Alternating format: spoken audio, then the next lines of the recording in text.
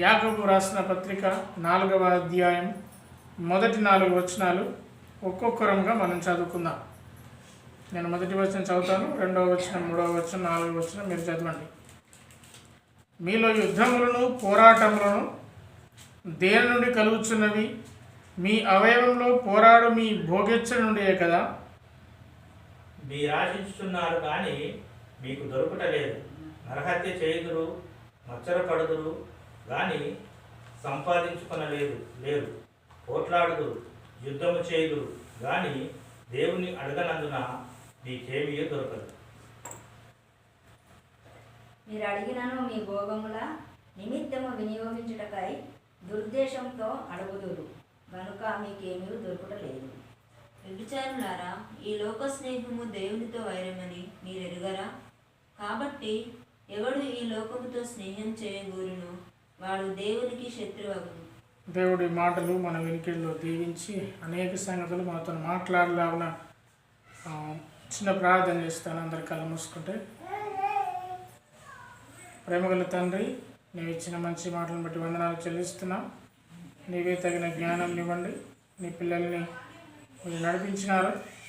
వచ్చిన వారు సంపూర్ణంగా నీ వాక్యాన్ని తెలుసుకొని సర్వసత్యంలో నీ బిడ్డలు నడిపించండి. మార్చుకోవలసిన సంగతులను తండ్రి మార్చుకోవడానికి, తండ్రి గ్రహించవలసిన విషయాలన్నీ గ్రహించుటకు నీ కృపనీయమని తండ్రి మాకును నీ ఆశీర్వాదాలు పంపుతున్నందుకు వందనాలు చెల్లిస్తూ యేసునామమున ప్రార్థిస్తున్నాం తండ్రి. చాలా మంచి సంగతులు ఈరోజు మనం వినబోతున్నాం. మనము దేవునికి ప్రార్థన చేస్తామా చేయమా? చేస్తాం. దేవుణ్ణి ఏదో ఒకటి కావాలని అడుగుతామా అడగమా?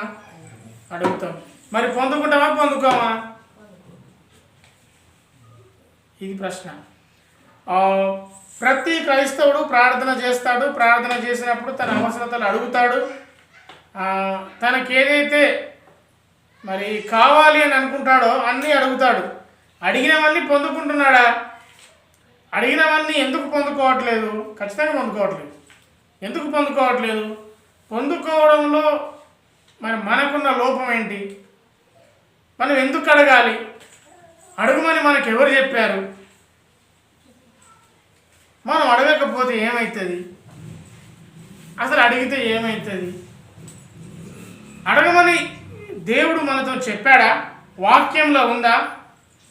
మీరు నన్ను అడగండి నేను మీకు ఇస్తానని చెప్పాడా? అడగండి ఇస్తానని చెప్పిన దేవుడే ఎందుకు మనం అడిగినవన్నీ చేయట్లేదు? దేవుని బిడ్డలుగా ఆనాడు యాకోబు పత్రిక యెరూషలేము సంఘమును ఉద్దేశించి రాయబడింది. యాకోబు ఎవరో కాదు, మనకు బైబిల్లో యాకోబులు చాలామంది ఉన్నారు. వింటున్నారా? ఎవరంటే ఈ శిష్యులైన యాకోబు. యేసుక్రీస్తు ప్రభువారికి 3 శిష్యులు ప్రధానంగా ఉండేవాళ్ళు. 12 మంది శిష్యులైనా ప్రధానంగా 3 శిష్యులు ఉండేవాళ్ళు. పేతురు, యోహాను మరియు యాకోబు. యోహాను, యాకోబు ఇద్దరు కూడా అన్నదమ్ములు. ఓకే, వారిని జబదయి కుమారులు అనేవారు. ఈ యాకోబు అపోస్తల కార్యము మరి అంటే అపోస్తలు తమ కార్యములను మొదలుపెట్టారు. అంటే అపోస్తలు దేవుని సువార్త పని కొరకు మరి యెరూషలేములో ఉన్నప్పుడే మొట్టమొదటిగా చంపబడ్డ వ్యక్తి యాకోబు. శిష్యులలో 12 మంది శిష్యులు ఖడ్గంతో చంపేస్తారు. చంపేసి పేతురును అరెస్ట్ చేస్తారు. పేతురును జైల్లో వేస్తాడు. దేవుడు పేతురు గారిని కాపాడుతాడు. ఆ యాకోబే ఈ యాకోబా? కాదు. యేసుక్రీస్తు శిష్యుడైన యాకోబు రాసిన పత్రిక ఈ పత్రిక కాదు. యేసుక్రీస్తు సహోదరుడైన యాకోబు రాసిన పత్రిక. యేసుక్రీస్తు ప్రభువారి తమ్ముడు, అంటే మరియమ్మ గర్భం నుండి వచ్చిన తమ్ముడు, యోసేపు కుమారుడు అనొచ్చు. శారీరకంగా మరి వారి భార్యాభర్తల బంధము ద్వారా వచ్చిన కుమారుడు యాకోబు. యేసుక్రీస్తు ప్రభువారి తమ్ముడే అని చాలామంది అభిప్రాయం. ఆయన యెరూషలేములో గొప్పగా పరిచర్య చేశాడు. మన భాషలో చెప్పాలంటే పాస్టర్గా పనిచేశాడు. ఎవరు? యాకోబు. యాకోబు పత్రిక అన్ని పత్రికలకెల్లా ప్రత్యేకమైన పత్రిక. యాకోబు పత్రికలో 5 అధ్యాయాలు ఉంటాయి. కానీ ఈ 5 అధ్యాయాల్లో యాకోబు భక్తుడు తను సూటిగా మాట్లాడినంత, కఠినంగా మాట్లాడినంతగా మరి ఏ పత్రికలో మనం చూడం. చాలా కఠినంగా మరి యాకోబు భక్తుడు దేవుని ప్రజలను హెచ్చరించాడు. అత్యంత కఠినంగా. ఎంత కఠినంగానంటే వ్యభిచారిణురాలా, వ్యభిచారం చేసేవారులారా అనేంతగా, దొంగలారా అనేంతగా, మేము విశ్వాసమని చెప్పుకుంటూ ఇష్టానుసారంగా బ్రతుకుతూ ఉండే క్రైస్తవులకు నీ విశ్వాస సంబంధమైన క్రియలేం కనబడట్లేదు, నీ ప్రవర్తన ఏం కనబడట్లేదు, నీ విశ్వాసము చచ్చిన విశ్వాసము, నీ విశ్వాసము మృతమైపోయిన విశ్వాసం అని ప్రకటించిన వ్యక్తి యాకోబు. ఆ కాలంలో యాకోబు పత్రికను కాల్చివేద్దాం అనుకున్నారంట. ఇంత కఠినంగా ఉంది ఈ పత్రిక, బైబిల్లో ఇదొక పత్రికను తీసేద్దామని. ఎంత కఠినంగా ఉంటే, ఎంత భయంకరంగా ఉంటే మరి ఆనాటి కాలంలో ఉన్న దేవుని ప్రజలు ఆ నిర్ణయం తీసుకుంటారు. మరి దేవుని మనము విజ్ఞాపన చేసేటప్పుడు ప్రతి ఒక్కరికి అవసరతలు ఉంటాయి. యేసుక్రీస్తు ప్రభువారే చెప్పాడు. ఏమని చెప్పాడు? మత్తయి సువార్త 7వ అధ్యాయము 7 నుండి 12 వచనాల వరకు మనము చదువుకుంటే యేసుక్రీస్తు ప్రభువారు మరి తన శిష్యులతో, ఆనాటి ప్రజలతో బోధిస్తూ, జనసమూహములతో బోధిస్తూ యేసుక్రీస్తు ప్రభువారు అన్నమాట, అడుగుడి మీరు చెప్పండి మీకు ఇవ్వబడును, వెదుకుడి మీకు దొరుకును, తట్టుడి మీకు తీయబడును, అడుగు కొందరేనా? ప్రతివాడు పొందుతాడు, వెదుకువానికి దొరుకుతుంది, తట్టువానికి తీయబడుతుంది. దేవుడే అడుగుమని చెప్పాడు. ఈ అడుగుమని చెప్పినప్పుడు ఏం అడగాలి, ఏం అడగకూడదనే కామన్ సెన్స్ ఈనాటి కాలంలో సంఘానికి ఉండాలి. వ్యక్తులముగా సంఘంలో ఉన్న ప్రతి ఒక్కరికి ఉండాలి. అడుగుమని అడగదని ఏది పడితే అడగకూడదు. ఈ మాటను పట్టుకొని యేసుక్రీస్తు ప్రభువారే చెప్పాడు కదా, అడుగుడి మీకు ఇయ్యబడుతుంది అన్నాడు కదా అని ఇష్టానుసారంగా అడుగుతుంటే ఆనాటి సంఘంతో అంటున్నాడు యాకోబు, మీరు అడుగుతున్నారు కానీ మీరు దేనికి అడుగుతున్నారో తెలుసా? మీ భోగేచ్ఛలను బట్టి. భోగేచ్ఛలంటే మీ అత్యాశను బట్టి, దురాశను బట్టి, మీ భోగపు ఇష్టాన్ని బట్టి మీరు అడుగుతున్నారు, కాబట్టి మీకు దొరకట్లేదు. దేవుని పిల్లలముగా మనము ఏం అడుగుతున్నాము, ఏమి పొందుకుంటున్నాము? మనము ప్రార్థన చేసినప్పుడు పొందుకున్న వారముగా ఉంటున్నామా? అడగడమే మనమంత అవుతుందని పొందుకోవడం మనతో అయితే లేదా? ఎందుకు మనము పొందుకోలేకపోతున్నాం? ఈ ప్రశ్న నాకు కూడా నేను వేసుకున్నాను, మీ అందరూ కూడా వేసుకోవాలని ప్రభు పేట మనవి చేస్తున్నాను. ఎందుకు మనం అడిగేవన్నీ పొందుకోవట్లేదు? అడగడమే తప్పు కాదు. అడుగుడి మీకు దొరుకును. అసలు అడుగుమని చెప్పింది యేసుక్రీస్తు ప్రభువారే. అయితే మన శరీరంలో యుద్ధములు జరుగుతున్నాయని యాకోబు భక్తుడు అంటున్నాడు. అది నిజమే, యాకోబు భక్తుడు అనకపోయినా అది నిజం. మీలో యుద్ధములు, పోరాటములు దేని నుండి కలుగుతున్నవి? ఎవరిలో కలుగుతున్నవి? యుద్ధం అంటే ఏంటి? ఇండియా పాకిస్తాన్ అదొక యుద్ధం. తుపాకులతో కాల్చుకోవడం, బంబులతో వేసుకోవడం. లేకపోతే ఊరికి యుద్ధం, వ్యక్తికి కొట్లాట, అది యుద్ధం అంటారు. ఇక్కడ యాకోబు అంటున్నాడు, మీలోనే యుద్ధాలు జరుగుతున్నాయి. మనలో కూడా యుద్ధాలు జరుగుతున్నాయా? మీలో పోరాటములు కలుగుతున్నవి, మనలో పోరాటాలు ఉన్నాయా? దేనితో దేనికి పోరాటం? శరీరము ఆత్మకు, ఆత్మ శరీరములకు విరోధముగా యుద్ధము చేస్తుంది. మనలో ఉన్న మనతో పోరాటం ఎందుకు కలుగుతుంది? మీ అవయవములో పోరాడు మీ భోగేచ్ఛల నుండే కదా. దేని నుండి? భోగేచ్ఛల నుండి. ఎట్లా పడతాడు నీ కోరికలు కోరుకొని దేవుడు నాకు ఇది ఇవ్వట్లేదంటే ఎట్లా? అడుగుడు మీకు ఇవ్వబడునని అడిగే ప్రతివాడు పొందుకుంటాడంట. అడిగే ప్రతివాడు అంటే మీరు అడిగినా పొందుకుంటారు, మీరన్నా పొందుకుంటారు, నేనన్నా పొందుకుంటాను. ఈ మాటను బట్టి ఇష్టానుసారంగా అడగడమేనా? నేను ప్రార్థన చేసి, ప్రభువా నాకు బైక్ లేదు, నాకు డైరెక్ట్ కారే కావాలి ప్రభువా, అది నా భోగేచ్ఛ కాదా? నా కారు ఏం చేసుకోవాలి కొనుక్కొని? ప్రభువా మరి పక్కింటి వాళ్ళకు 10 తులాల బంగారం ఉందట, నాకు దానికంటే 1 తులం ఎక్కువ 11 తులాల బంగారం కావాలి ప్రభువా, ఏం చేసుకోవడానికి బంగారం నేను? ప్రభువా పలానా వాళ్ళకి అది ఉందట, పలానా వాళ్ళకి ఇది ఉందట, పలానా వాళ్ళకి ఇది ఉందట, నాకెందుకు ఇవ్వట్లేదు ప్రభువా? నేనేం తక్కువ చేశాను ప్రభువా? నేను బిడ్డను కాదా? దీన్ని ఏమంటారంటే భోగేచ్ఛలు. ఏమని చెప్పండి? భోగేచ్ఛలు. ఈ భోగేచ్ఛల వల్ల జరిగేది ఏంటంటే మనలో మనకి యుద్ధం జరుగుతుంది. ఎవరికైనా యుద్ధం జరుగుతుందా? మీలో మీకు యుద్ధం? మీలో మీకే యుద్ధం జరుగుతుందా? మీలో మీకు యుద్ధం జరుగుతుందంటే దానికి ఒకటే సమాధానము, మీలో ఉన్న భోగేచ్ఛలు మీ యుద్ధానికి కారణం. మీలో ఒక భయంకరమైన యుద్ధం జరుగుతుంది. మీలో ఉన్న మీతోనే మీకే యుద్ధం.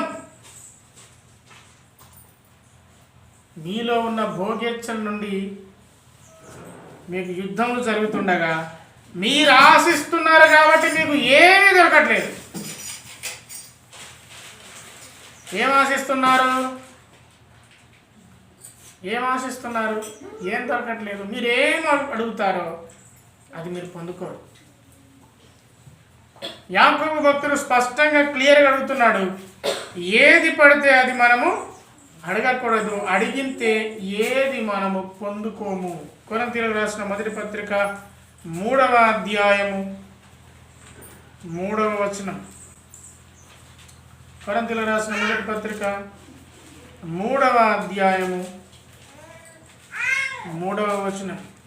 మీలో అసూయను కలహము ఉండగా మీరు శరీర సంబంధమైన మనుషుల రీతిగా నేను నడుచుకుని వారు కారా? మీలో అసూయ ఉంది, మీలో కలహం ఉంది, మీరు శరీర సంబంధమైన మనుషులు కారా? శరీర సంబంధమైన మనిషికి లోపల జరిగే యుద్ధాలు అనేకం. దేవుని బిడ్డలముగా మనం యుద్ధం అంటే మరి కుటుంబంలో యుద్ధం కాదు, పిల్లలతో యుద్ధం కాదు, బయట యుద్ధం కాదు, యుద్ధం మనలో కలహం అసూయ పెరిగే కొద్దీ ఆ యుద్ధాలు పెరిగిపోతుంటాయి. యేసుక్రీస్తు ప్రభువారు అన్నాడు, మీలో ఏ మనుషుడైనా తన కుమారుడు రొట్టెను అడిగితే రాతనిచ్చునా, చేపను అడిగితే పామునిచ్చునా?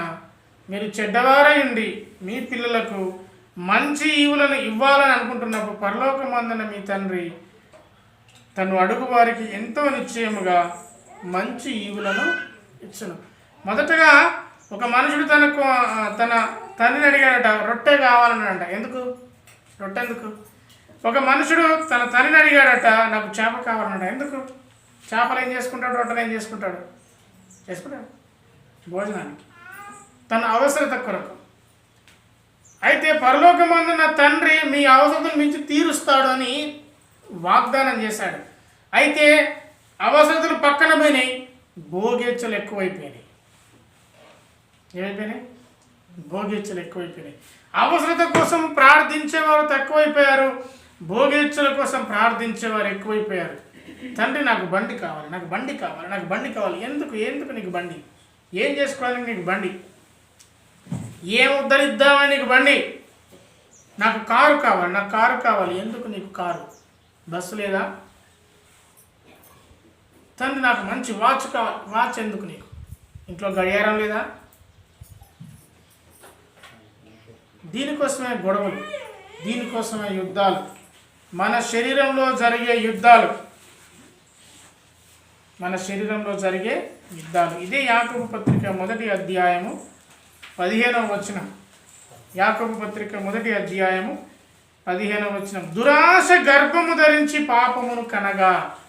మనము ఆశించేది అతిగా ఉన్నప్పుడు చివరికి అది ఎక్కడ నడిపిస్తుందంటే పాపానికి నడిపిస్తుంది. దురాశ గర్భమును ధరించి పాపానికి అంటుంది. ఎక్కడ దాని పాపము పుట్టుక?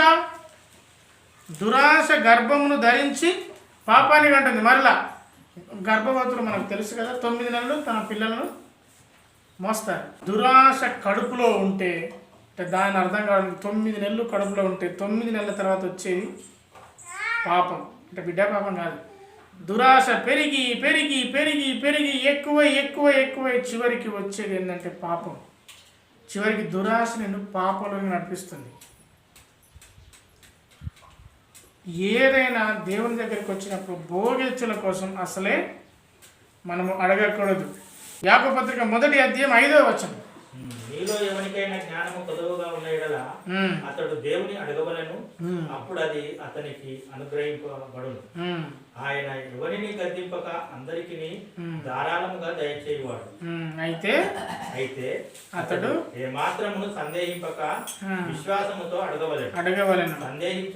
సందేహించువాడు రేపబడి గాలి చేత రేగిపడి ఎగిరిపడు సముద్ర తరంగమును పోలి అట్టి మనుషుడు ద్విమనస్కుడై తన సమస్త మార్గముల యందు అస్థిరుడు గనుక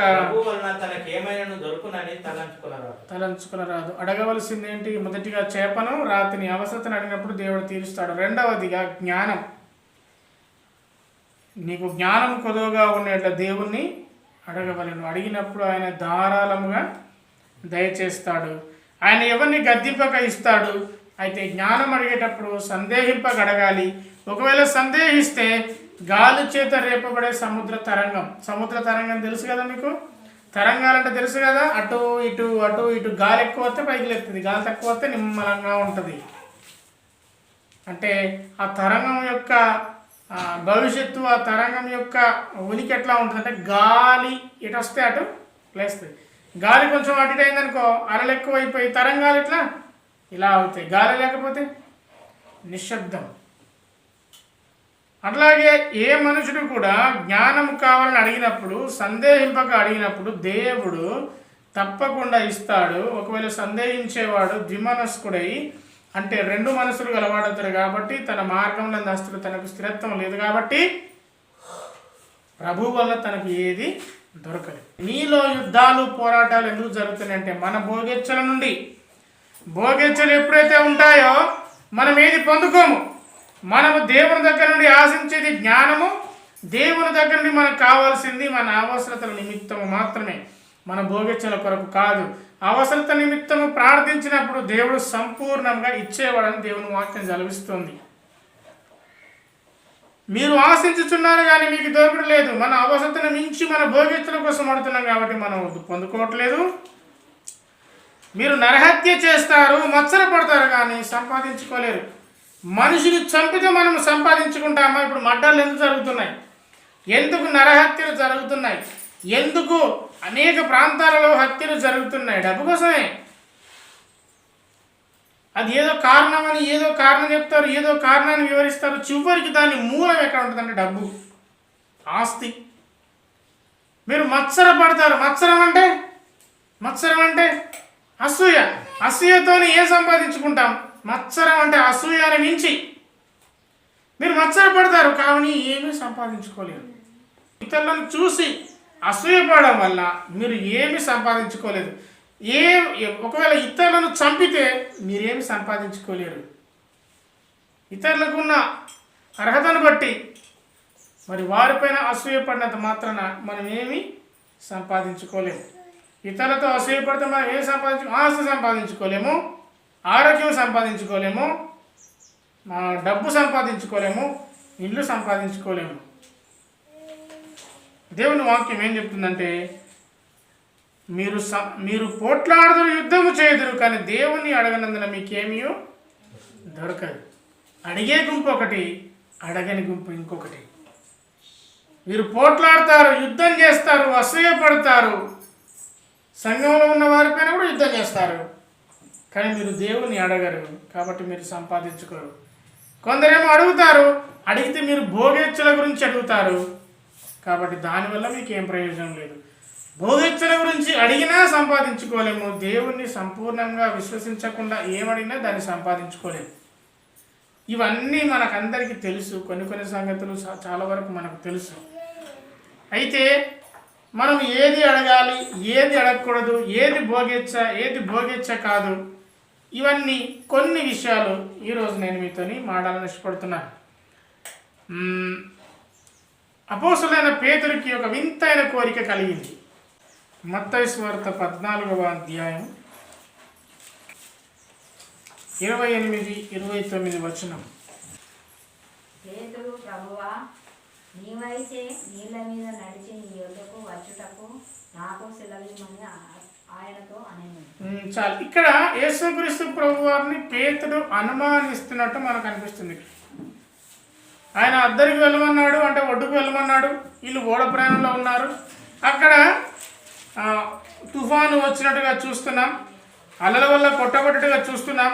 రాత్రి 4వ జామున, అంటే తెల్లవారుతుండగా 4వ జామున యేసుక్రీస్తు ప్రభువారు నడుచుకుంటూ, నీళ్ళపైన నడుచుకుంటూ, సముద్రపైన నడుచుకుంటూ వస్తున్నప్పుడు భూతము భూతము భూతము అని కేకలు వేస్తే యేసుక్రీస్తు ప్రభువారు నేను భూతాన్ని కాదు అని తను తాను మరొకసారి వారికి గుర్తు చేసినప్పుడు పేతురు అంటాడు, ప్రభువా నీవే అయితే, నువ్వు నిజంగా నీవే అయితే నేను నీళ్ళ మీద నడుస్తాను. ఎందుకు వచ్చింది ఆయనకి అనుమానం? ఏమడగాలి ఆయన? ఇదో రకం వింతైన అనుమానం.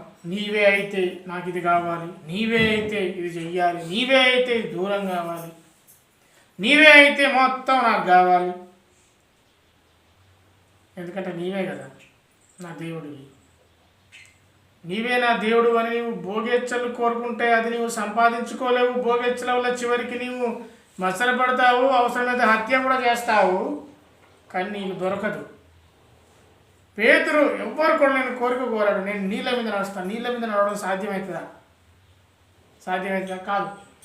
నీళ్ళ మీద యేసుక్రీస్తు ప్రభువారి కంటే ముందు ఎవరైనా నడిచారా? లేదు. యేసుక్రీస్తు ప్రభువారి తర్వాత ఎవరైనా నడిచారా? పేతురుని పక్కన పెడితే ఎవరు లేరు. ఇప్పుడు నీళ్ళ మీద నడిస్తే మరి మునుగుతామా? నడుస్తామా? మునుగు. పేతురుకి మాత్రం ఒక వింతైన కోరిక, నేను నీళ్ళ మీద నడవాలి, నీళ్ళ మీద నడుస్తేనే నేను నిన్ను నమ్ముతా. ప్రభువా నీవే అయితే నీళ్ళ మీద నడవడానికి నాకు ఆజ్ఞయు. ఒక రకంగా నీళ్ళ మీద నడిచిన ఒక మనుషునిగా పేతురు మనకు గుర్తుండిపోయినా అది అనుమానంతో కూడిన విషయం. పేతురికి ఎందుకు అనుమానం వచ్చింది? నీళ్ళ మీద నడిస్తేనే ఏసేయనా? నీళ్ళ మీద నడవకపోతే ఏసేయ కాదా? నేను నీళ్ళ మీద నడుస్తాను అంతే. నీళ్ళ మీద నడుస్తూ ఏసేయని చూస్తూ ముందుకెళ్తున్నాడు. మళ్ళీ పక్కకు చూశాడు, అలలు వస్తున్నాయి. ఎందుకంటే గాలి చెదరగొట్టబడుతుంది కదా, అసలు తుఫాన్లో ఉన్నారు కదా. వెంటనే మునిగిపోయేసాగాడు.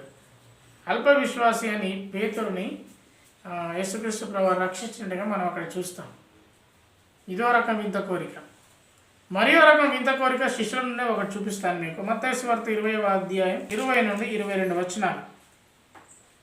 మత్తయి సువార్త 20వ అధ్యాయం 20వ వచనం నుండి 22వ వచనం. అప్పుడు జబదయి కుమారుల తల్లి కుమారులతో తన కుమారులతో వచ్చి నమస్కారం చేసి ఒక మనవి చేయబోగా, జబదయి కుమారుల తల్లి ఆమె ఇద్దరు కొడుకులతో డిస్కషన్ పెట్టుకున్నది. కొడుకులారా మీతో ఒక విషయం చెప్పాలని డిస్కషన్ పెట్టుకొని నేను మాట్లాడతాపా అని యేసుప్రభు దగ్గర తీసుకొచ్చింది. ఏమని అంటుంది ఇప్పుడు యేసుప్రభు దగ్గరికి వచ్చి? నీవేమి కోరుచున్నావని ఆయన అడిగాడు. యేసుక్రీస్తు ప్రభు వారు అడిగాడు, మీరందరూ ముగ్గురు మరి వచ్చారు, యాకోబు యోహాను పట్టుకొని వచ్చావు, మరి నీవు వచ్చావు, నీకేం కావాలి అని యేసుక్రీస్తు ప్రభు వారు అడిగితే అందుకామె నీ రాజ్యమందు ఈ నా ఇద్దరు కుమారులు ఒకడు నీ కుడివైపున కూర్చోవాలి, ఒకడు నీ ఎడమ వైపునకు కూర్చోవాలని తెలుగుమని ఆయన అనేను. చాలు. ఇప్పుడు పేతురేమో మరి ప్రధాన శిష్యుల పేతురేమో నీళ్ళ మీద నడుస్తున్నాడు. ఈ పేతురు ఏమో నీళ్ళ మీద నడిచేంత గొప్పతనం ఉన్నది, మరి మాకు ఉండాలి కదా. మరి పేతురుతో సహా ఇద్దరు శిష్యులు, ఆ ఇద్దరు శిష్యులు వాళ్ళ తల్లి ముగ్గురు ఆలోచన చేసి తల్లి రికమెండేషన్ పట్టుకున్నారు. ఎందుకంటే ఇక తల్లి కొంచెం యేసుక్రీస్తు ప్రభువారితో ఉన్న సాన్నిహిత్యం, మరి పెద్దవారు కాబట్టి మరి మా మాట ఇంటిలో వినడం మరి ప్రభు అని ఏకంగా తల్లి అట్లాగే ఇద్దరు కుమారులు డిస్కషన్ పెట్టుకొని అమ్మ మనం పోయి అడుగుదాం అమ్మ, మనం వెళ్ళి యేసుక్రీస్తు ప్రభువారిని అడుగుదామంటే చెప్పమ్మ ఏం కావాలంటే ఆ మన కోరిక ఏంటి?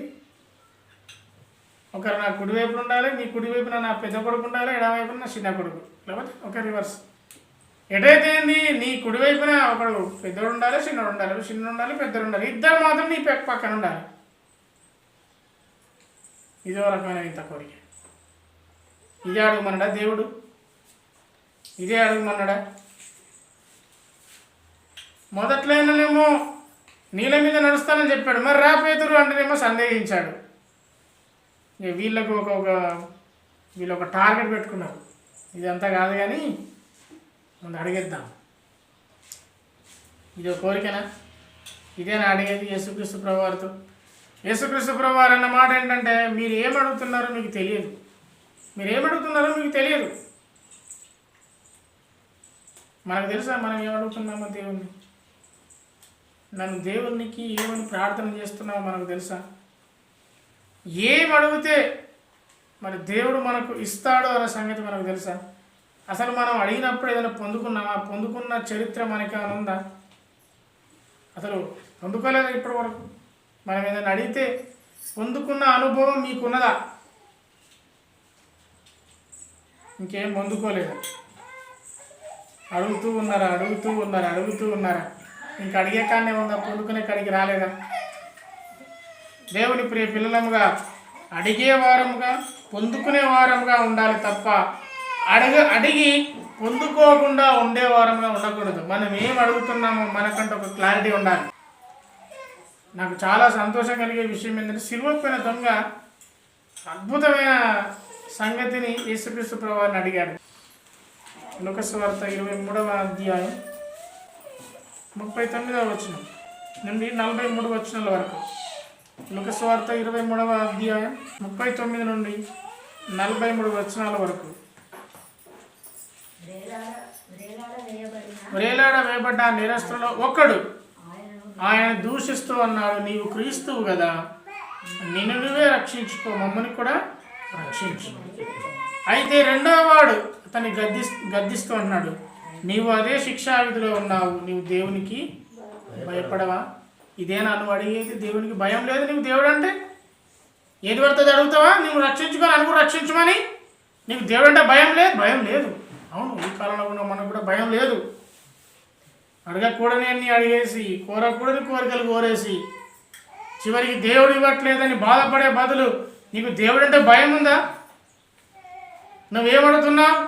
నేను రక్షించుకో, మమ్మల్ని రక్షించు, ఇదే అనుమానేది. నీకు దేవుడు అంటే భయం లేదు, ఆయన అంటే భయం లేదు అని. మనకిది న్యాయమే.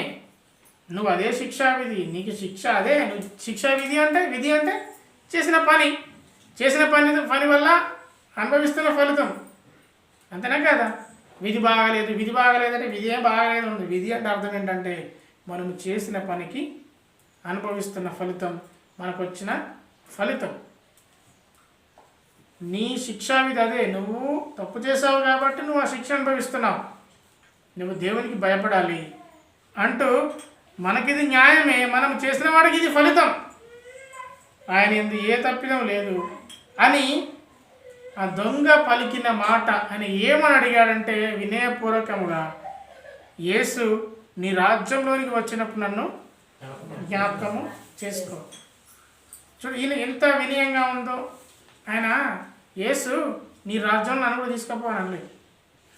యేసు నీ రాజ్యంలో నీ సింహాసనం పక్కన కూర్చోబెట్టానలే. యేసు నీ రాజ్యంలో నాకు ఒక మూలకైన ఒక ప్లేస్లో కూర్చోబెట్టు అనలే. యేసు నీ రాజ్యంలో నాకు కిరీటం పెట్టుమనలే. యేసు నీ రాజ్యంలో హెచ్చించమని అనలేదు. యేసు నీ రాజ్యంలో ఎక్కలేంత కొండలు ఎక్కివని అనలేదు. నన్ను జ్ఞాపకం చేసుకో అన్నాడు. ఇది దేవునికి భయపడినప్పుడు, దేవునికి భయపడే వ్యక్తులు అడిగే సంగతి.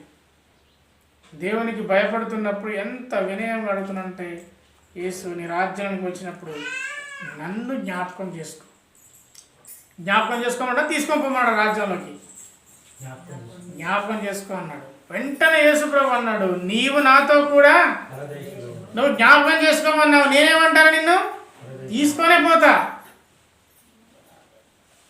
అడుగుడు మీకు ఇవ్వబడు, అడుగు ప్రతివాడు పొందును, పరలోకమందున తండ్రి మీకున్న అవసరతలు అక్కర్లు ఎరుగును గనక మీరు అడిగిన వాటికంటే అధికముగా పొందుకుంటారు. ఆయన జ్ఞాపకం చేసుకోమన్నాడు. యేసుక్రీస్తు ప్రభు వారు ఆయన ఏకంగా తీసుకొని పోతానన్నాడు. ఆయన తీసుకొని పొమ్మని లేదు, కేవలం జ్ఞాపకం చేసుకోమన్నాడు. యేసయ్య అన్నాడు, నేను తీసుకొని పోతాను. ఇది పొందుకోవడం అంటే. ఆ పొందుకున్న అనుభవం మనకుందా? అడగడమే కానీ పొందుకోవట్లేదు, ప్రార్థన చేస్తామని అంటారు.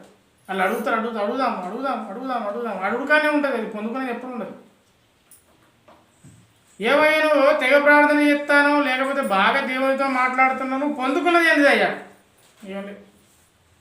నేనేం అడిగినా నాకు అది దొరకలేదు. నువ్వు ప్రార్థన చేయి. ఎందుకు దొరకలేదు? మీ అవయవంలో ఉన్న భోగ్యచ్చలు ఉంది కదా, నీ ప్రవర్తన బట్టే కదా ఆకాశం మంచు కురవకున్నది,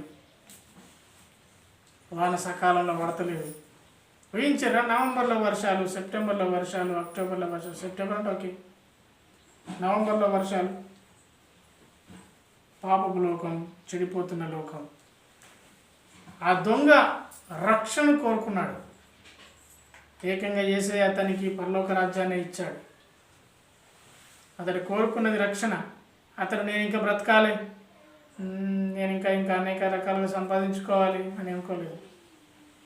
ఆయన నేను రక్షింపబడాలి, నన్ను జ్ఞాపకం చేసుకో తండ్రి అన్నాడు. అంతే. దేవుని పిల్లలముగా అడిగిన మనం పొందుకుంటున్నామా? పొందుకోవట్లేదంటే దేవుని వాక్యం చెప్తుంది, మీరు అసూయతో అడుగుతారట, మీరు మత్సరంతో అడుగుతారట, మీరు మనుషులను నరహత్య చేసి అంటే ద్వేషిస్తూ అడుగుతారు. ద్వేషించిన వాడు నరహత్య చేసిన వాడే, అందుకే మీరు పొందుకోరు. మీరేమని నిమిత్తము మీ భోగముల నిమిత్తము వినియోగించడానికి దురుద్దేశంతో అడుగుతారు కాబట్టి మీకేమీ దొరకట్లేదు. మన జీవితాన ఏ సమస్యలు వచ్చినా సంపూర్ణ విశ్వాసంతో దేవుని సన్నిధికి వచ్చినప్పుడు తప్పకుండా మనం పొందుకుంటాము. అనుమానంతో కాదు, కానీ మంచి ఉద్దేశంతో దేవుని సన్నిధికి వచ్చి లేదా నీ ఇంట్లోనే నీవే ప్రార్థన చేసుకుంటే ప్రతి విధమైన సమస్య నుంచి మనకు దేవుడు విడుదలనిస్తాడు.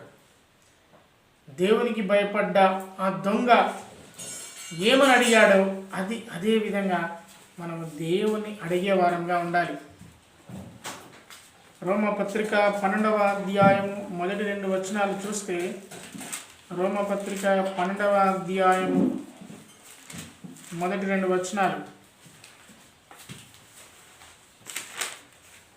కాబట్టి సహోదరులారా, పరిశుద్ధమును దేవునికి అనుకూలమైన సజీవ యాగముగా మీ శరీరములను ఆయనకు సమర్పించుకోండి దేవుని వాత్సల్యతను బట్టి మిమ్మల్ని బతిమాలు కొనుచున్నాను. ఎలా అంటాడు? మనల్ని మనం ఏ విధంగా సమర్పించుకోవాలంటే సజీవ యాగముగా, అంటే దేవుని ఘనత కొరకు మనము జీవించాలని, మన వ్యక్తిత్వాన్ని సమాజంలో నిలబెట్టుకోవడం. నిన్ను బట్టి దేవునికి మహిమ రావాలి. దేవునికి మహిమ రావాలంటే నీకు మహిమ వస్తుంది ఆటోమేటిక్గా. ఫలానా వ్యక్తి ఎంత భక్తిపడండి, ఎట్లా మాట్లాడతాడండి, ఎలా ఉంటాడండి, ఇది కదా. దాన్ని బట్టి దేవునికి ఘనత వస్తుంది. నిన్ను బట్టే దేవునికి ఘనత వస్తుంది, నిన్ను బట్టే దేవునికి దూషణ పాలవుతుంది. ఇతడు క్రైస్తవుడు అని చెప్పుకుంటాడు, కానీ చేసే పనులు దొంగ పనులు. అంతిమంగా ఎవరిని నిందిస్తున్నాను? ఎవరికి నింద వస్తుంది? దేవునికే కదా. కాబట్టి మన వ్యక్తిత్వాన్ని బట్టి, మన ప్రవర్తనను బట్టి దేవునికి ఘనత రావాలి. దేవునికి ఘనత రావాలంటే మన వ్యక్తిత్వాన్ని మార్చుకోవాలి. మార్చుకున్నప్పుడు మనకు ఘనత వస్తుంది. మనం నమ్ముకున్న మన దేవునికి ఇంకెక్కువ ఘనత వస్తుంది. మన యొక్క ప్రవర్తన, మన యొక్క వైఖరి మారిపోవాలి. ఎలా మారిపోవాలంటే మీరు రూపాంతరపరచబడాలి. దేవుని చిత్తం మీద మీరు గ్రహిస్తారు, మీరు పరీక్షించి తెలుసుకుంటారు, మీరు రూపాంతరం పొందాలి, పూర్తిగా మారిపోవాలి. అలా రూపాంతరం అనుభవంలోనికి మనం రావాలి అంటే ఒకటే, వాక్యం చదవాలి, ఆ వాక్యాన్ని మనం ఎక్సర్సైజ్ చేయాలి. ఎక్సర్సైజ్ అంటే పరువులెత్తుడు, కండలు పెంచుడు, రన్నింగ్ పోవడం కాదు. చెప్పిన వాక్యాన్ని మన జీవితంలోనికి అన్వయించుకోవాలి. అన్వయించుకుంటుంటే ఆ వాక్యం మనలో కార్యసిద్ధి కలగజేస్తుంది. కార్యసిద్ధి కలగజేసిన వాక్యం ద్వారా మన ప్రవర్తన మన సమాజానికి కనిపిస్తుంది. అలా ఉన్నప్పుడు, అలాంటి ప్రవర్తన కలిగినప్పుడు దేవుడు మనం ఏం చేసినా, మనం ఏం అడిగినా ఆయన ఇవ్వడానికి సమర్థుడు. అప్పుడు మనకు తెలుస్తుంది, ఆయన వాక్యం మనకు అర్థమవుతుంది, తెలుస్తుంది ఏది అడగాలో ఏది అడగకూడదో, ఏది అడిగితే దేవుడు మనకిస్తాడో. మనం అడిగిన దానికంటే రెట్టింపు ప్రతిఫలము దేవుడు మనకిస్తాడు. అనుమానించకూడదు, దేవుని శక్తిని అనుమానించకూడదు. ఒక మాట మీకు చూపిస్తాను. 2 తిమోతి పత్రిక 3వ అధ్యాయం 5వ వచనం. 3వ అధ్యాయం 5వ వచనం చదువుతారా? పైకి భక్తి గలివారై ఉండి దాని శక్తిని ఆశ్రయించని వారై ఉన్నారు. మరి పైకి మనం భక్తి గల వారిలో వాళ్ళు ఉండకూడదు. ఆదివారం రాగానే బైబిల్ పట్టుకొని వస్తున్నట్టు, లేకపోతే కనబడ్డప్పుడు ప్రైజ్ లాడని చెప్తున్నట్టు ఇది చేసి మరి పైకి మాత్రం భక్తి బాగానే ఉంది, మరి ఆ భక్తిని నువ్వు ఆశ్రయిస్తున్నావా? ఆ భక్తిని నువ్వు అనుమానిస్తున్నావా? దేవుని యొక్క శక్తిని నువ్వు అనుమానిస్తున్నావా? దేవుని శక్తిని అనుమానించిన ఒక 2 వ్యక్తులను నేను మీకు పరిచయం చేసి, మీకు తెలుసు ఆ వ్యక్తులు ఎవరు, నేను ముగిస్తాను. ఆ 2 వ్యక్తులలో మరి తోమా మా అందరికీ తెలుసు. తోమా ఏమన్నాడు? యోహాను సువార్త 20వ అధ్యాయం 24వ వచనం. యేసుక్రీస్తు ప్రభువారు పునరుత్థానుడై వచ్చిన తర్వాత తోమా ఏమన్నాడు? యేసుక్రీస్తు ప్రభువారు తిరిగి లేచినని 11 మంది శిష్యులు, కొంతమంది స్త్రీలు, మగ్దలేని మరియా, ఇంకా వేరొక మరియా, తల్లి అయిన మరియా, కొంతమంది గుంపు 2 సార్లు యేసుక్రీస్తు ప్రభువారు కనబడ్డ తర్వాత చెప్పిన తోమా అసలే నమ్మలేదు. ఇప్పుడు తోమా వాళ్ళకంటే తెలివైన వాడు అనుకుంటాడు. నిజానికి తోమా అందరికంటే పిచ్చివాడు. 100 మందిలో 99 మంది ఒకలా ఉండి ఒకలా ఉంటే వాడిని ఏమంటారు? మనం ఏం ముద్రేస్తాం? పిచ్చివాడిని ముద్రేస్తాం. ఇప్పుడు తోమ అనుకుంటాడు వీళ్ళందరూ పిచ్చోళ్ళు, అందరూ ఇంటెలిజెంట్ అనుకుంటాడు. అప్పుడు యేసుక్రీస్తు ప్రభువారు ప్రత్యక్షమవుతాడు. తోమా ఎవరిని పిలవలేదు, ఆయన ఎవరిని పిలవలేదు, డైరెక్ట్ తోమ దగ్గరికి వచ్చి తోమా ఇక చూడు. కానీ తోమ దగ్గరికి వచ్చి తోమ చూపిస్తా, నీ సందేహం తీర్చుకో, వేలు పెట్టు, వేలు పెడితే నీకు అర్థమవుతుంది. నా కాళ్ళను చూడు, నా పక్కటెంటలో బల్లెపోటు ఉంది చూడు, నన్ను చూడు అంటే ఆయన అన్నమాట, ప్రభువా ప్రభువా నా దేవా. ఏమన్నాడు యేసుక్రీస్తు ప్రభుతో? నా దేవుడా నా ప్రభువా అన్నాడు. ఎవరన్నాడు? తోమ. తట్టుకోలేకపోతున్నాడు. ప్రభువా ఆ మాటలు అంటే ఊరికే కాదు, మనం ఒకసారి ఊహించుకుందాం. ఒక్కసారిగా చూపించేసరికి ఆయనకు తట్టుకోలేక ప్రభువా దేవా అయ్యో అని ఇట్లా బాధపడుతున్నాడు. అప్పుడు తోమతో అన్నమాట, యేసుక్రీస్తు ప్రభు, నీవు నన్ను చూసి నమ్మితివి, చూడక నమ్మిన వారు ధన్యులు. అది దేవుడు మనకిచ్చిన ధన్యత. ఆ అనుమానించిన తోమ గొప్ప సేవ చేశాడు. మనం చూసి నమ్మినాం కాదు, చూడక నమ్మినాం, మనం అందరం ధన్యులం అని చెప్పుకుంటూ మనం ఇంకా అక్కడే ఉంటాం. దేవుని పిల్లలుగా ఆనాడు అనుమానించిన వారి వ్యక్తిత్వాల నుండి మనం ఏం నేర్చుకోవాలంటే, అనుమానం ఎప్పుడైతే పటాపంచలు అయిపోయిందో, దేవుని యొక్క శక్తిని ఎప్పుడైతే వారు అనుమానించారో, దేవుని ప్రత్యక్షత వారికి కలిగింది. వారు చివరికి దుఃఖపడుతూ నా ప్రభువా నా దేవా అని తోమ పలికినట్టుగా మనం చూస్తాం. ఇక రెండవ వ్యక్తి బాప్టిస్మం ఇచ్చి యోహాను. బాప్టిజం ఇచ్చి యోహాను యేసుక్రీస్తు ప్రభువారిని అనుమానించిండా? అవును. యోహాను సువార్త 1వ అధ్యాయం 29వ వచనం. యోహాను సువార్త 1వ అధ్యాయం 29వ వచనం. మరునాడు యోహాను యేసు తన యొద్దకు రాగా చూచి, ఇదిగో లోకపాపమును మోసుకొని పోవు దేవుని గొర్రెపిల్ల. యేసుక్రీస్తు ప్రభువారి దగ్గరికి యేసుక్రీస్తు ప్రభువారు యోహాను దగ్గరికి వచ్చాడు. యోర్దాను నదికి వచ్చాడు. ఎందుకు వచ్చాడు? బాప్టిజం తీసుకుని వచ్చాడు. తీసుకొచ్చిన యేసుక్రీస్తు ప్రభువారికి యోహాను గారు బాప్టిజం ఇచ్చారు. ఇచ్చిన తర్వాత యేసుక్రీస్తు ప్రభువారి గురించి సాక్ష్యం చెప్తున్నాడు తన శిష్యుల 2తో. అందులో ఒక ఆంధ్రేయ ఉన్నాడు. ఇదిగో లోక పాపములు మోసుకొని పోవు దేవుని గొర్రెపిల్ల. ఎవరి సాక్ష్యం ఇచ్చింది? యోహాను. ఎవరి గురించి ఇచ్చాడు? యేసుక్రీస్తు ప్రభువారి గురించి ఇచ్చాడు. ఇంకేముంటుందంటే, నా వెనుక ఒక మనిషి వచ్చుడు, ఆయన నాకంటే ప్రముఖుడు, కాబట్టి నాకంటే ఆయన మొదటివాడు అని నేను ఎవరి గురించి చెప్పానో ఈయనే ఆయన. ఎవరైనా? యేసుక్రీస్తు ప్రభువారు తన శిష్యులతో చెప్తున్నాడు, ఆయనకు నేను బాప్టిజం ఇచ్చాను, నేను నీళ్ళలో బాప్టిజం ఇచ్చాను.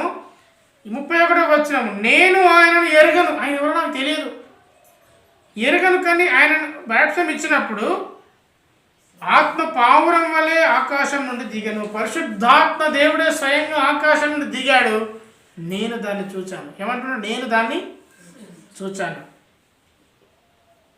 నేను నీళ్ళల్లో బాప్టిజం ఇచ్చినప్పుడు నన్ను పంపినవాడు, ఇగో ఎవరినైతే చూస్తున్నావో ఆయన మీదకి ఆత్మ దిగి వచ్చింది కదా, ఆయన పరిశుద్ధాత్మలో బాప్టిజం ఇస్తాడు అని చెప్పాడు.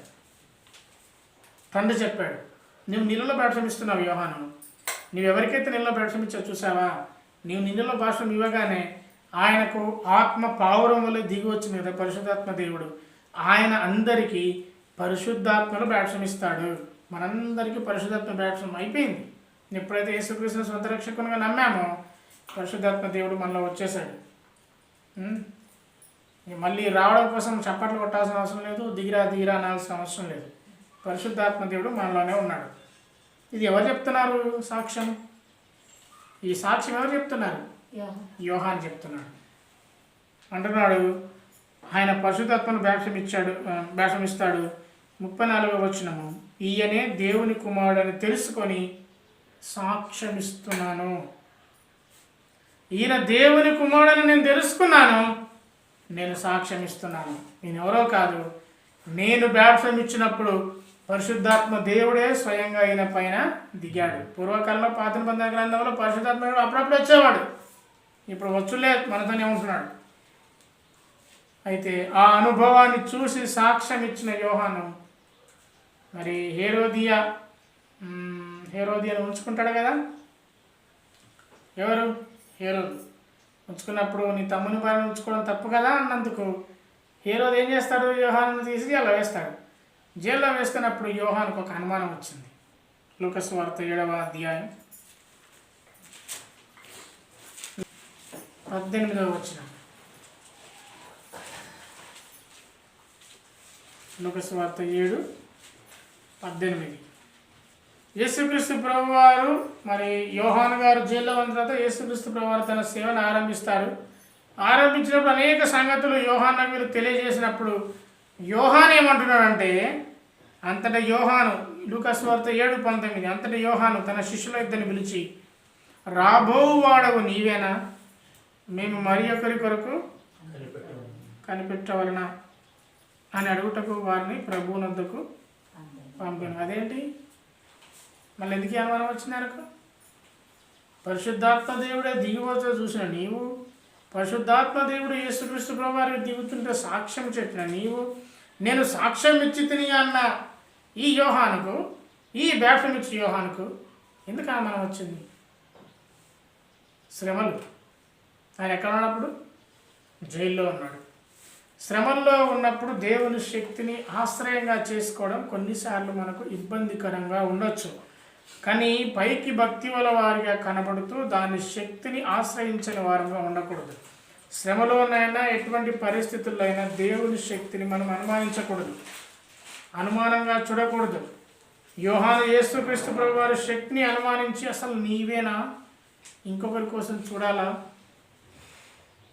మత్తయి సువార్తలో అసలు నీవెవరయ్యా, నువ్వు అందరికీ బాప్టిజం ఇస్తున్నావు, నువ్వు యేసు ప్రభువా, నువ్వు మెస్సియవా అంటే, నేను యెషయా గ్రంథంలో చెప్పినట్టుగా అరణ్యంలో కేక వేసే శబ్దాన్ని నేనే, నాకంటే ముందుగా నాకంటే వెనక వచ్చేవాడు, నాకంటే ప్రముఖుడు ఆయన చెప్పులను మేయడానికి కూడా నాకు అర్హత లేదు.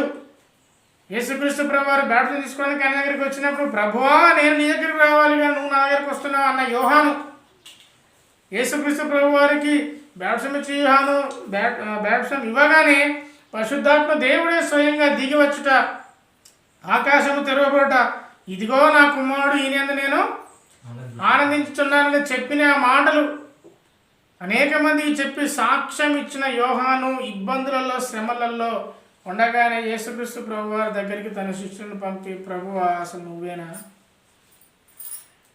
నువ్వేనా ఇంకొకరి కోసం ఎదురు చూడాలి. అప్పుడు యేసుక్రీస్తు ప్రభువారి దగ్గరికి వచ్చి శిష్యులు వచ్చి అంటారు, మా యోహాను గారి సమాచారం పంపారు, అసలు నువ్వేనా అంటే యేసుక్రీస్తు ప్రభువారు తానే వాళ్ళకు కొన్ని రుజువులు చూపించి,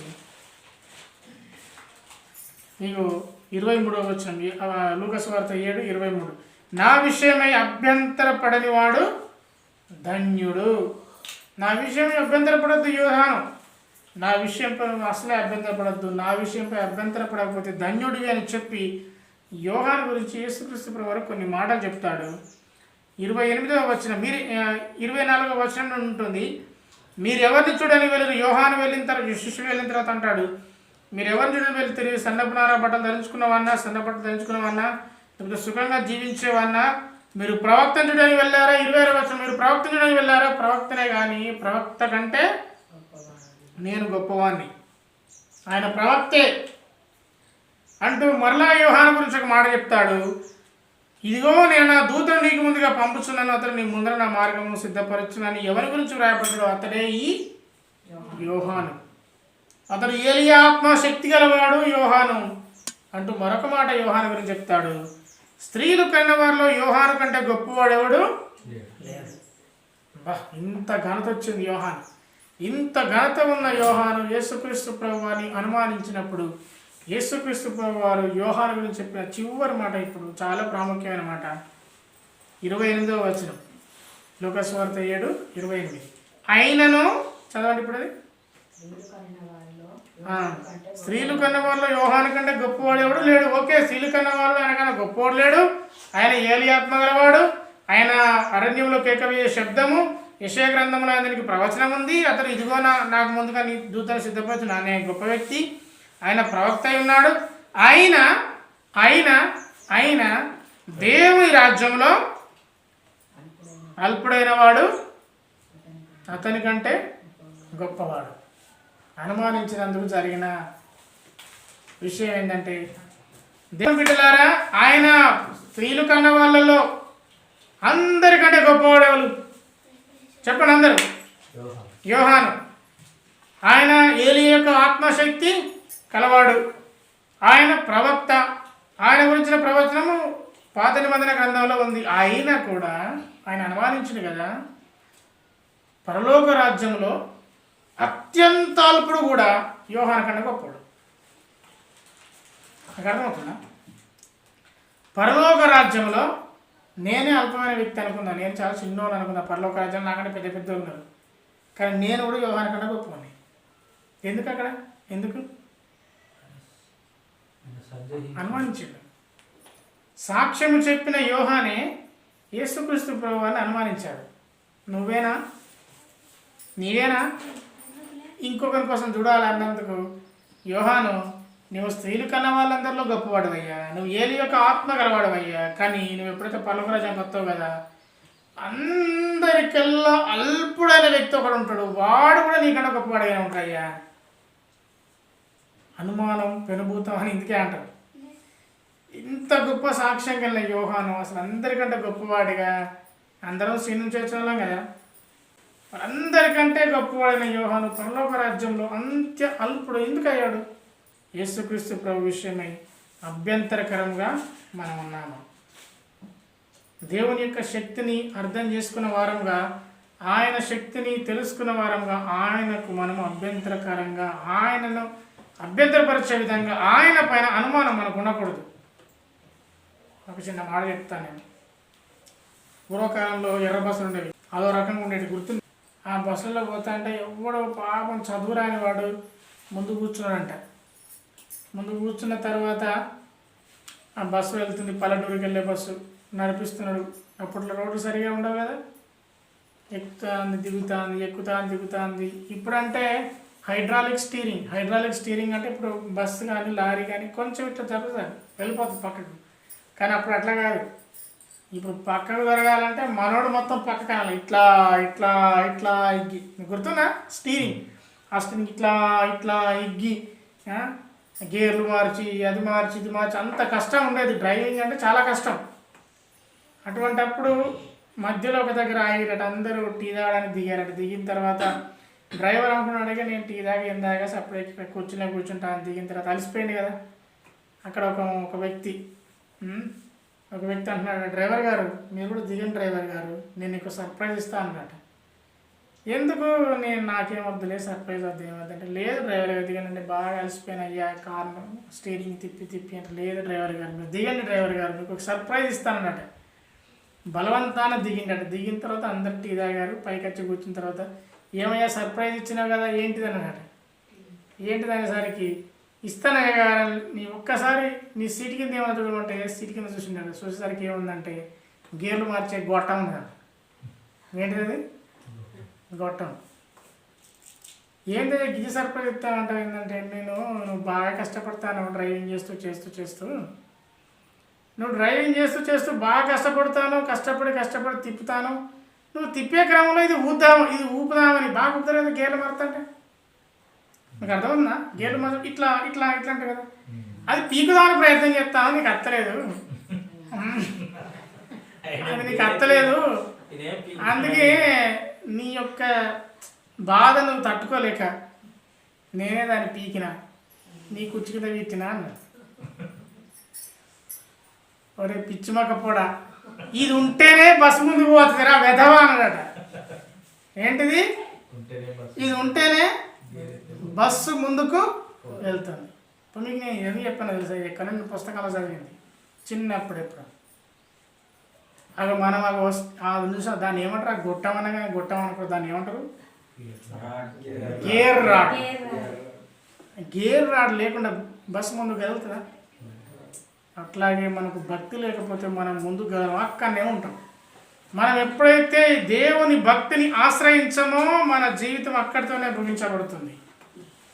వాడు ఏమనుకుంటాడంటే, ఈయన గేర్ రాడ్ను పీకుదామని ప్రయత్నం చేస్తాను, వీళ్ళు ఎవరు చూస్తారు, అందరు సపరేట్గానే ఉంటారు, నేను కిందికి దింపి ఈయన బాగా చెమట వస్తుంది, ఆ స్టీరింగ్ తిప్పి తిప్పి అలసిపోతాడు అని అనుకొని ఈయన పీకినా కూడా వస్తలేదని చెప్పి ఎటైతే ఎట్లో తీసి పీకి పక్కన పెట్టి సీట్ కింద ఇచ్చింది. దేవుని శక్తిని ఆశ్రయించని వారంగా మనకుంటే అది భక్తే కాదు. దేవునికి భయపడకుండా ఉంటే మనం ముక్తి పొందలేం, పరలోక రాజ్యాన్ని పొందలేం. దొంగ దేవునికి భయపడ్డాడు, భయపడి తను అడిగాడు. ఏమని అడిగాడు? నన్ను జ్ఞాపకం చేసుకో, యేసుక్రీస్తు ప్రభువారు నేను తీసుకొని పోతా, నన్ను జ్ఞాపకం చేసి, నువ్వు అక్కడికి పోతే నన్ను జ్ఞాపకం చేసుకో అన్నాడు. యేసయ్య వెంటనే నేనే నిన్ను తీసుకొని పోతా అన్నాడు.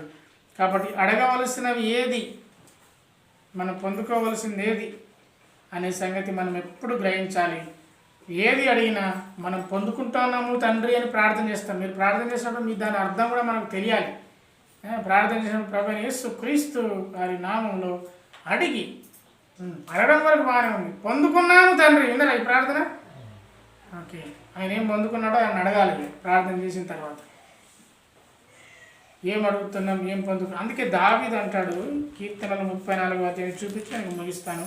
కీర్తనలు 34:8 అంటాడు, యెహోవా ఉత్తముడని రుచి చూచి తెలుసుకొనుడి. ఇది నాకు తెలుసు, నాకు యెహోవా ఉత్తముడని నాకు రుచి చూశాను, నేను తెలుసుకున్నాను అని అన్నాడు. అనడం బాగానే ఉంది. అసలు ఎప్పుడు అన్నాడు ఈ మాట అంటే, ఆయన అభిమేలియకు వెళ్తే వెర్రివాని వలె ప్రవర్తించినప్పుడు అతన్ని వెళ్ళబెట్టినప్పుడు రచించిన కీర్తన ఇది 34వ కీర్తన. తన ప్రాణాన్ని కాపాడుకోవడానికి సౌల దగ్గర నుంచి పారిపోయి వచ్చి అభిమేలకు దగ్గరికి వస్తే, అరే ఈయన ఎవరో కాదు, ఈయన గొల్యాతుని చంపినాడు అంటే, గొల్యాతుని చంపినందుకు నన్నేదైనా చంపుతారేమో అని పిచ్చోంతి నడుస్తుంటాడు. ఎవరు? దావీదు. పిచ్చోంతి నడిచి ఉమ్మంతా కూడా గడ్డ మీద గారి ఒళ్ళంతా గార్చుకొని పిచ్చోంతి చెప్తా అంటే, చూడు పిచ్చోంతి నడిచగలుగుతారా మీరు? నడిచగల మనమని అవుతుందా? దావీదు అప్పటికప్పుడు పిచ్చోంతి నడిచాడు. ఎంత మహానటుడో! నడిస్తే అక్కడ వాళ్ళందరూ నమ్మిరుంటారు దావీదు పిచ్చోడని. అరే వీడు కూడా పిచ్చోడు, వీడు దావీదు కాదనేసరికి తీసుకోమంటే పిచ్చోడు ఇక్కడ కూర్చోబెట్టి రాజు దగ్గర కూర్చోబెట్టాడు. అతను దావీదుని వెళ్ళబెట్టినప్పుడు అంత కష్టంలో అంత శ్రమలో ఆ పిచ్చోడితో నడుస్తా అంటే, ఒకవేళ నన్ను చంపుతారేమో అని భయపడి అంత బాధలో అంత భయంలో ఉన్నప్పుడు యెహోవా ఎంత గొప్పవాడంటే నేను రుచి చూసి తెలుసుకున్నా అన్నాడు.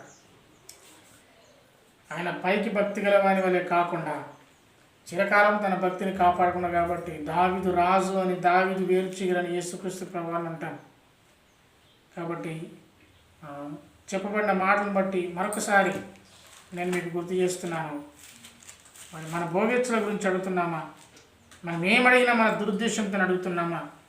వ్యభిచారుడు అలా అన్నాడు, పిచ్చిగా ఇష్టానుసారంగా అడిగేవాళ్ళు వ్యభిచారంతో పోల్చి ఈ లోక స్నేహము దేవునితో వైరం. మీరు లోకంతో స్నేహం చేస్తే దేవునికి శత్రువులు అవుతారు. కాబట్టి అటువంటి వారిగా మనం ఉండకుండా దేవుడు మనకిచ్చిన కృపను బట్టి, దేవుడు మనకిచ్చిన తలాంతును బట్టి ఏమడిగినా దేవుని మహిమ కొరకు అడుగుటకు, అట్లాగే దేవుని మహిమ కొరకు మనం బ్రతుకుటకు దేవుడు మనకు సహాయం చేయనుగాక. మన కొరకు మనం బ్రతుకుతాం, కానీ దానివల్ల దేవునికి మహిమ ఖచ్చితంగా వస్తుంది, రావాలి. అట్టి కృప దేవుడు మనకు దయచేయను గాక. ఆమేన్. అందరం తల వంచుకొని కొన్ని నిమిషాలు మనము ఆరాధనలో ఉందాం. అందరం తల వంచుకుందాం. రాజాని సన్నిధి చాలునయ్యా, నిత్యము నాకు చాలునయ్యా. రాజా సన్నిధి చాలునయ్యా, నిత్యము నాకు చాలునయ్యా. సన్నిధి సన్నిధి దైవ సన్నిధి, ఆహా సన్నిధి సన్నిధి దైవ సన్నిధి. నీ సన్నిధి నా పెన్నిధి, నిత్యము నాకు చాలునయ్యా. నీ సన్నిధి నా పెన్నిధి, నిత్యము నాకు చాలునయ్యా.